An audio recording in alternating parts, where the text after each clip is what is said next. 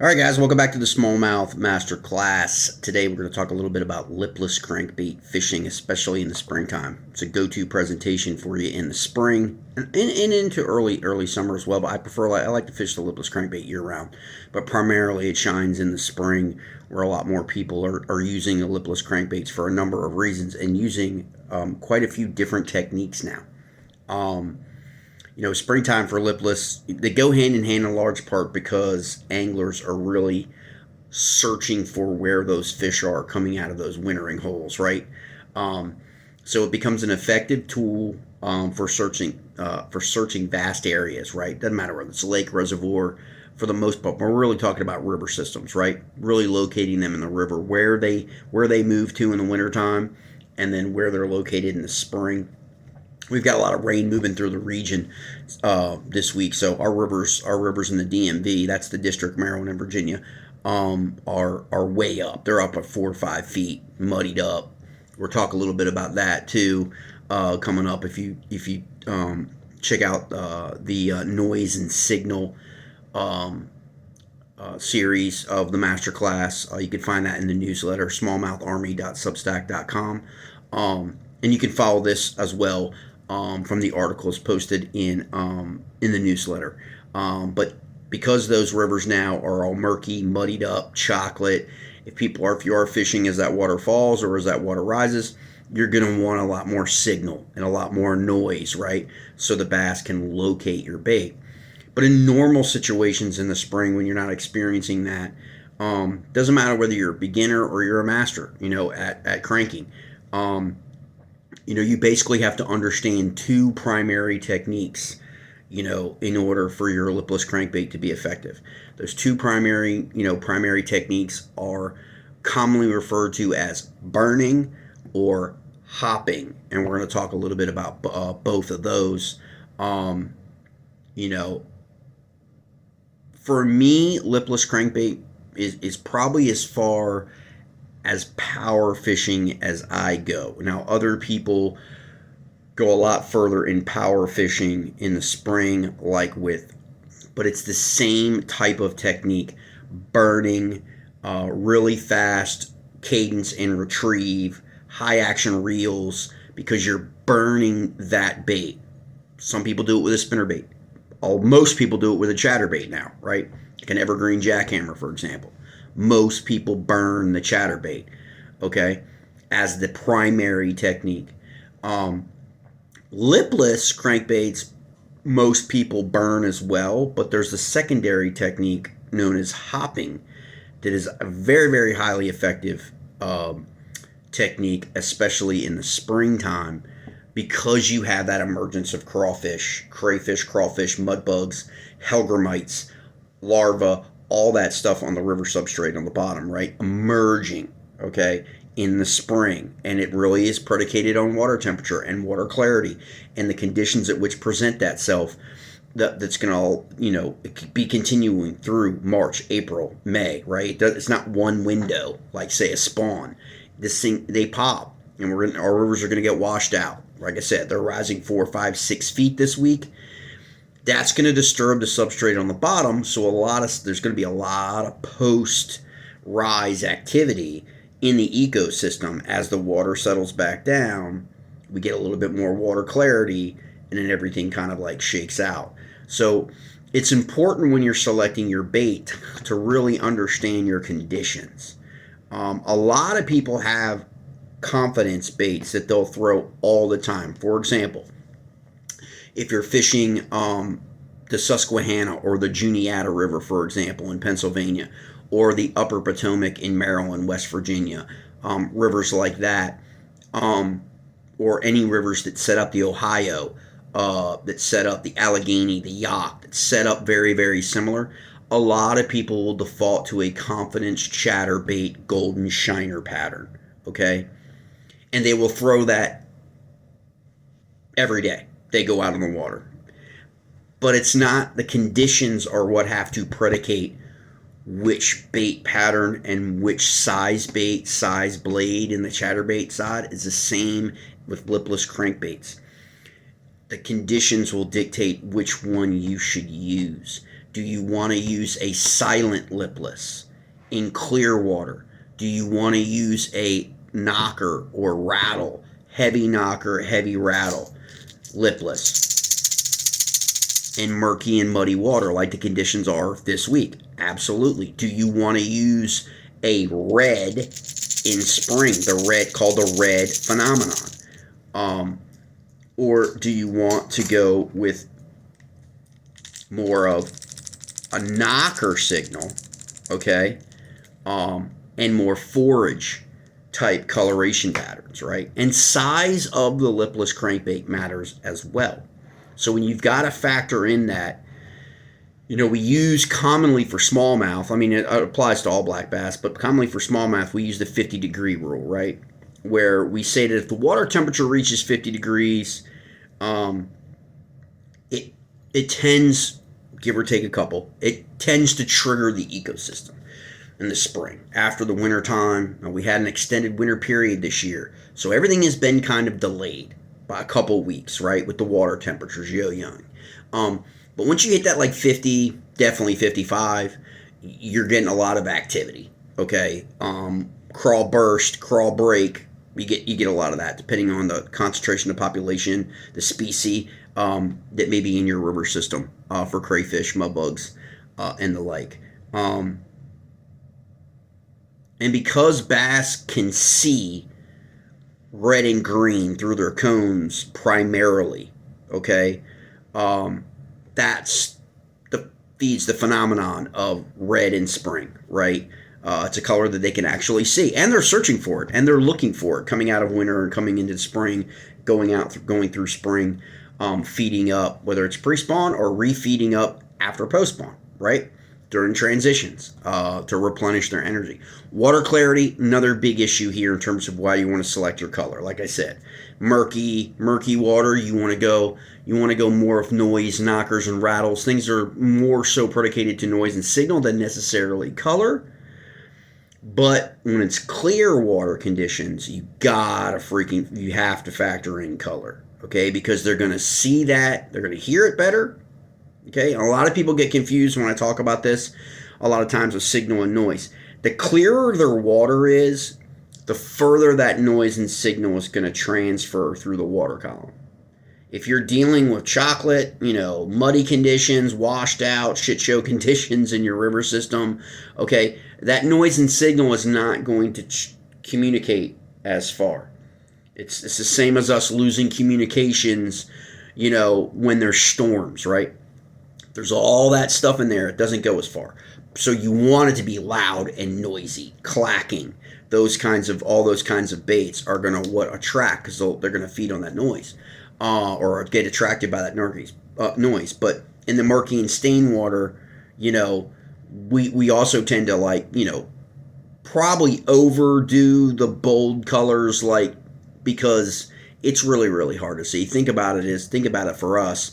Difference between diving into clear water and then diving into really, really murky water where you can't really see more than 5 yards in front of you.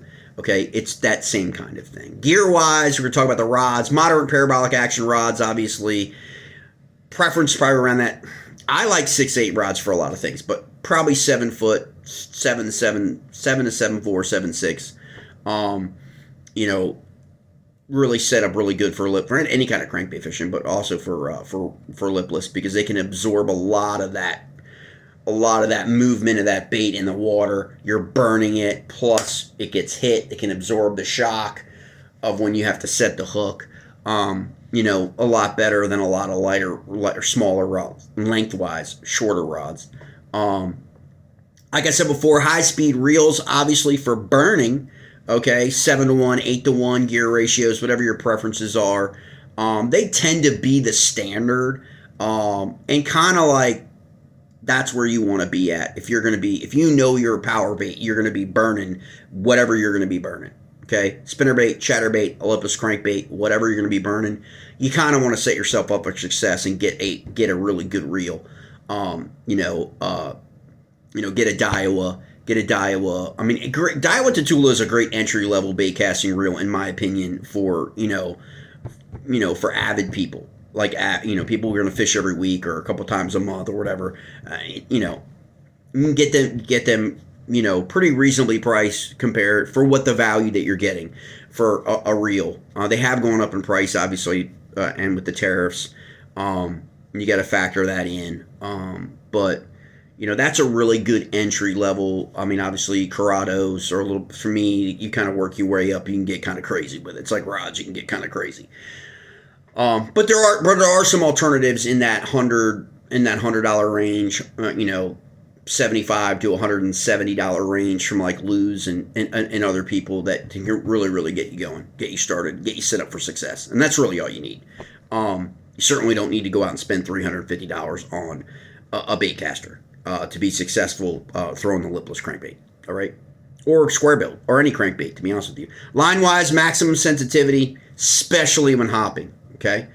Again, we'll talk a little bit about some different lines. I know the trend. There's been a big trend the last couple of years for braid with a fluorocarbon leader, right? It seems to have been more like pronounced in the last few years, although it's always kind of been a thing. And if you're gonna if you're a power guy and you're gonna be burning lipless, or you're gonna be burning chatterbaits and spinnerbaits, I would recommend minimum 12 to 15 pound fluorocarbon. But it's your poison. Pick your poison, whatever your flavor is. I mean, that's what I would recommend. As far as lines, you guys know, if you've been watching this channel, I prefer P line as line, although Sunline, shooter, or sniper. If there's probably Sunline and P line. It's probably where you want to look. I mean, obviously you can roll, but I like the P line. I like the buoyancy of P line, especially when I'm talking about hopping, which is the second one. You kind of want a more buoyant line because you want that bait to kind of rise and then fall, right? So that's where your line comes into play here. Okay, which is very important. You can't just settle on a line and just say, hey, I'm going to be hopping a lipless crankbait, but I'm going to be throwing braid. That doesn't really help you. Okay, doesn't mean you can't do it. Doesn't mean you can't get bit. But you're kind of working against yourself in terms of the technique. So that's what you want to look at. Is you want to look for a rod that's going to complement your technique, your preferred techniques. Okay, you want to look for your reel. I'm not saying that you need to get a bunch of different reels. You need to find a reel you're comfortable with universally that you can apply the presentation techniques that are your confidence techniques the most, and it will be suitable. And of course, the line. All right. A lot of people have this misconception that the line is all about strength. It's all about, not being broken off or not, having your line, when you get snagged, or having your line, isn't abrasive resistant enough to where, it's gonna separate and you lose everything, or you're losing your fish. And, a lot of people concentrate on the knot and all that stuff. And that's all well and good. But you got to start first with, okay, what am I trying to accomplish here? Okay. Am I burning? Because that's one setup of line. Okay. Or today, am I hopping, right? Because that hopping setup is going to be a little bit different, more finessey than power fishing, okay? One of the other things you also want to do repeatedly, can't stress this enough.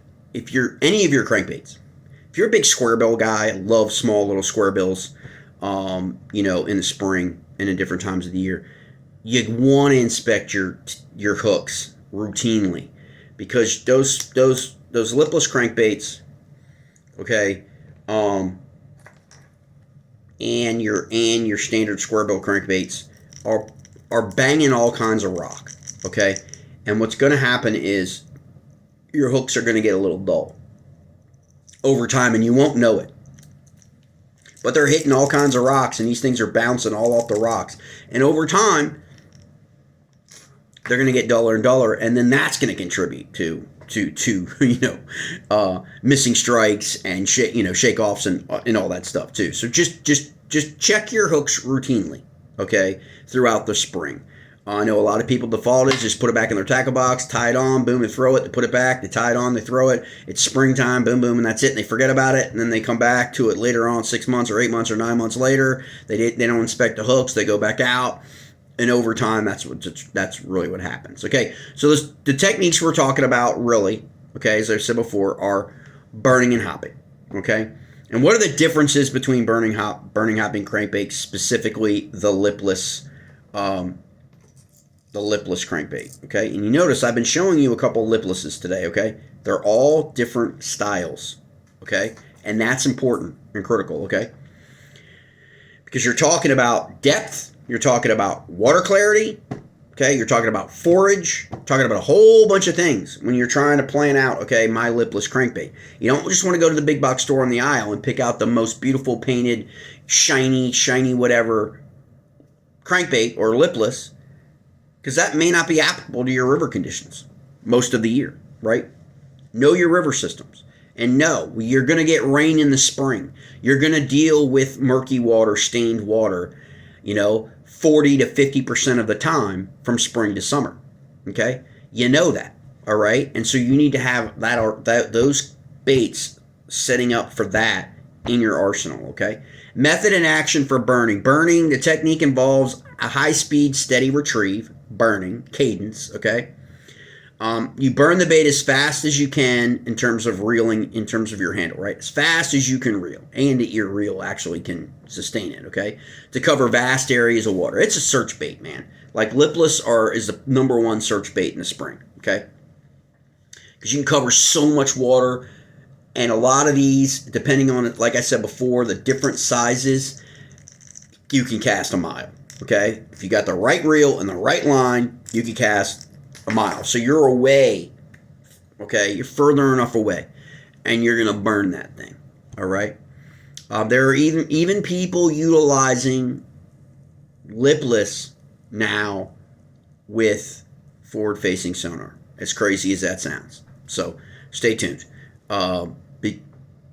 People are hopping it, okay, into areas where there are suspended fish, okay, and they're also burning it, all right, when they back away from where they found fish and then casting further to it. So forward-facing sonar, live sonar has opened up a lot of windows, okay.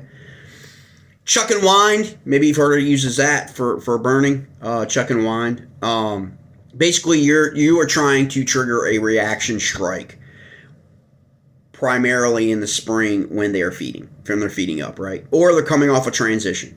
I like to use the lipless crankbait in the fall. I know a lot of people don't talk about lipless crankbait fishing in the fall, but they feed up in the fall. So they're transitioning from summer pattern to fall pattern. They're going to fall to winter. They're going to feed up so they can keep their body weight throughout the winter months, right? So they're roaming and feeding, and they're going to be more willing to chase. After a lethargic summer, they're back to chasing again.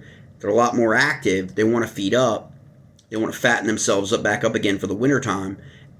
That's another prime example of when you want to use those lipless crankbaits. Hopping is described as fishing the crankbait like a jig. That's basically what it is. You basically use your small rod tip movements, okay?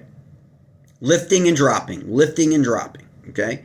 To make the bait vibrate 2 or 3 times before letting it fall back down. Okay, I want to stress this because this is probably the number one why people move off of hopping too soon.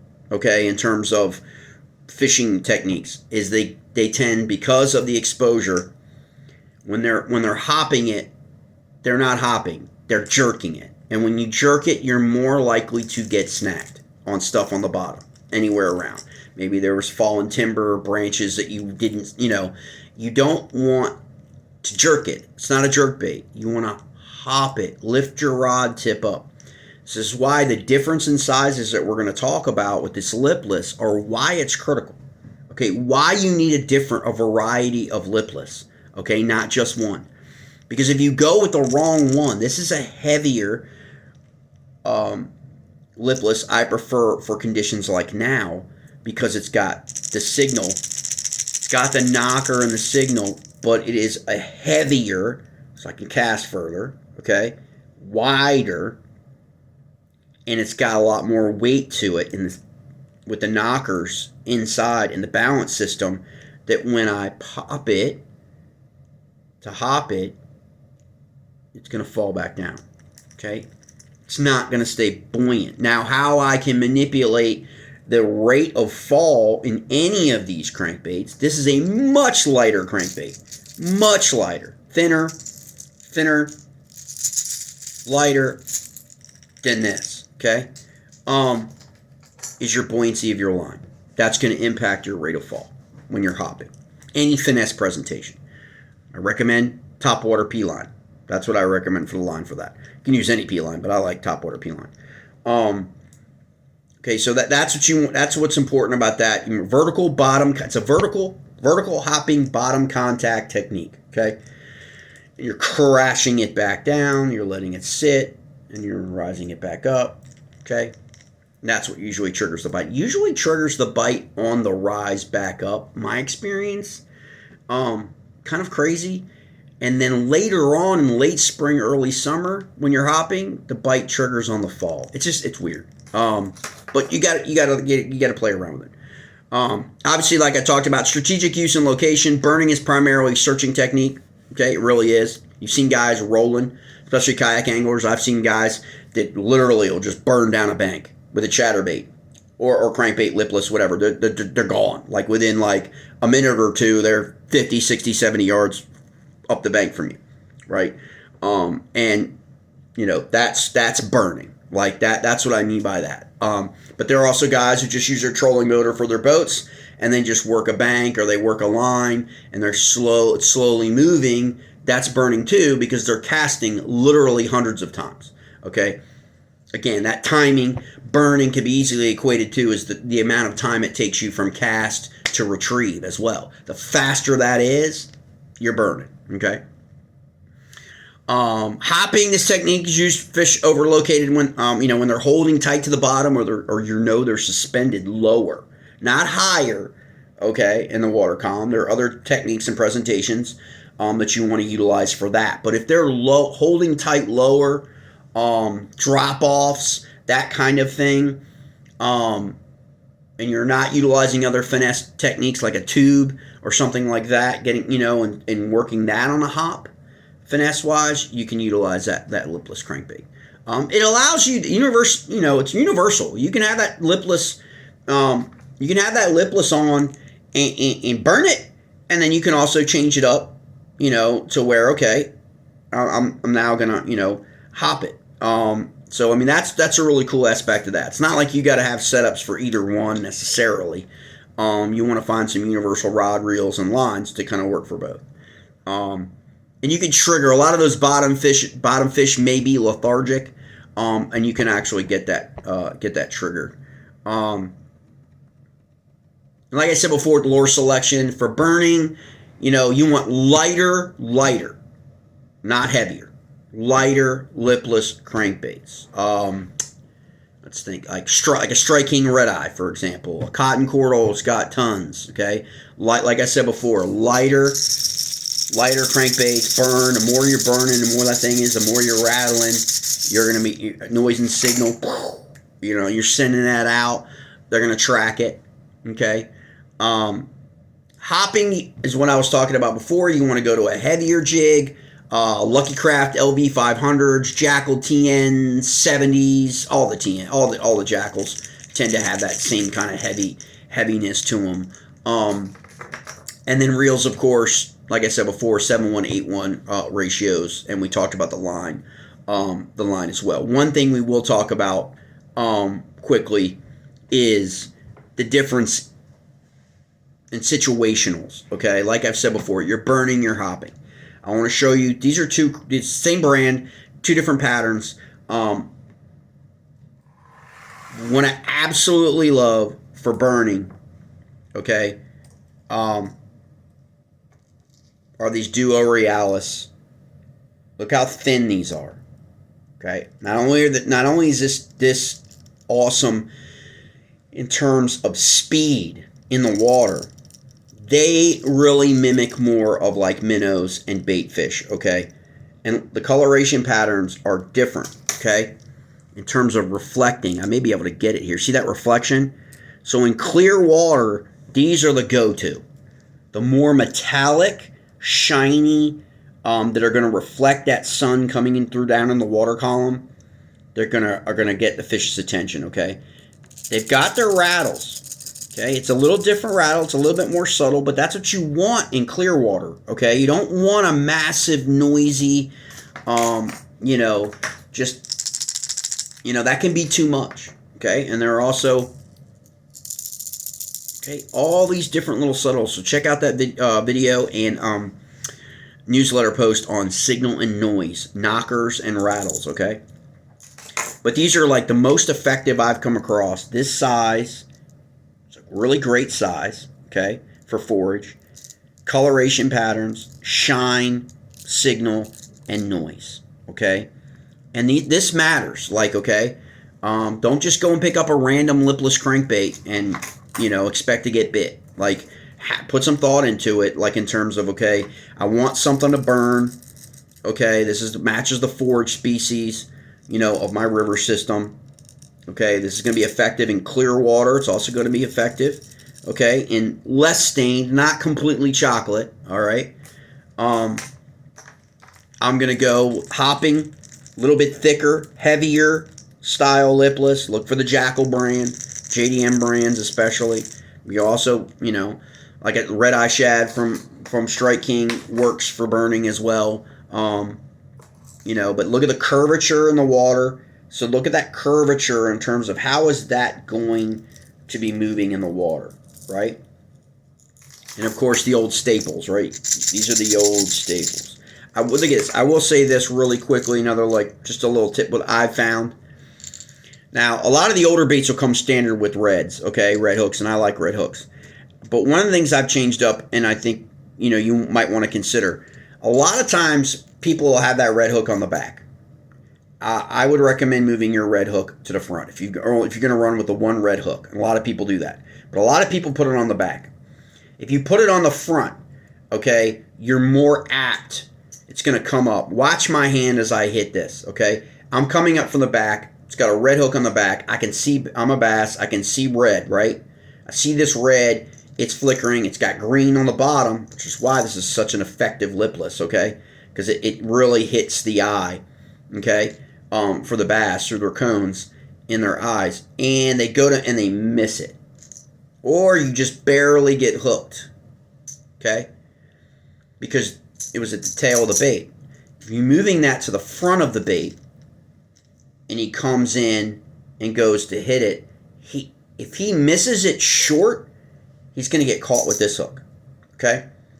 If he misses it completely at the front, which doesn't happen, okay, and he comes towards the head, he's going to get it just like that, okay? As opposed to if he gets it like this, and you hook him, but you only get him hooked with one, okay?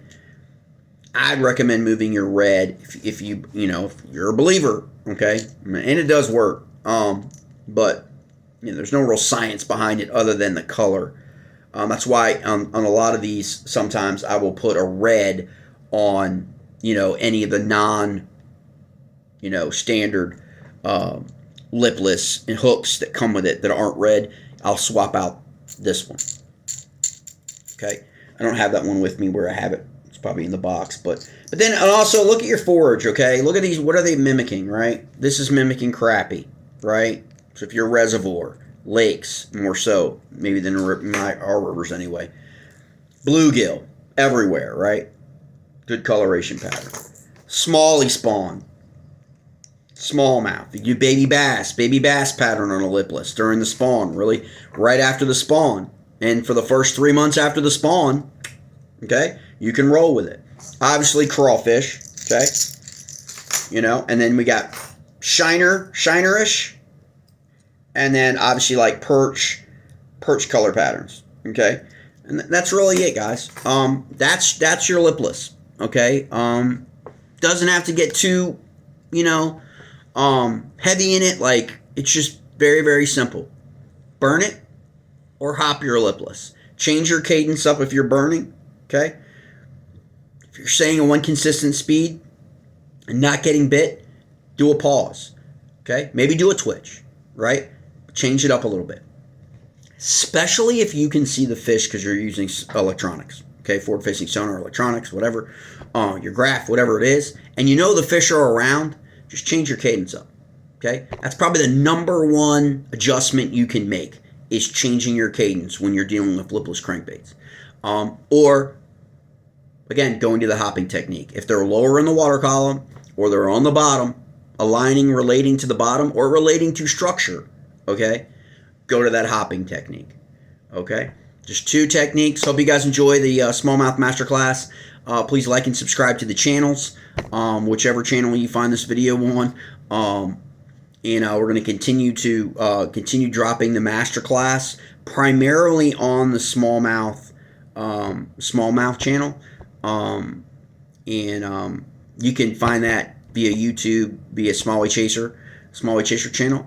And again, the newsletter's free. Link is in the description. It's on Substack.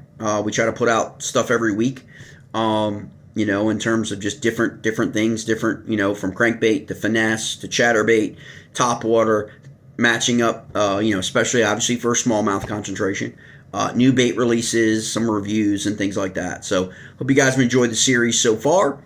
If you have any questions, you can always reach out, put it in the comments, or use the email in the description, and send me a message if you have any questions regarding anything, in the newsletter, or locations, or techniques, or access, on our river systems. I'll be more than happy to be forthcoming with any of that information should you need it and request it. Thank you for tuning in. Again, like I said, please follow the channel. Stay tuned for more masterclass sessions dropping soon. Thanks, guys.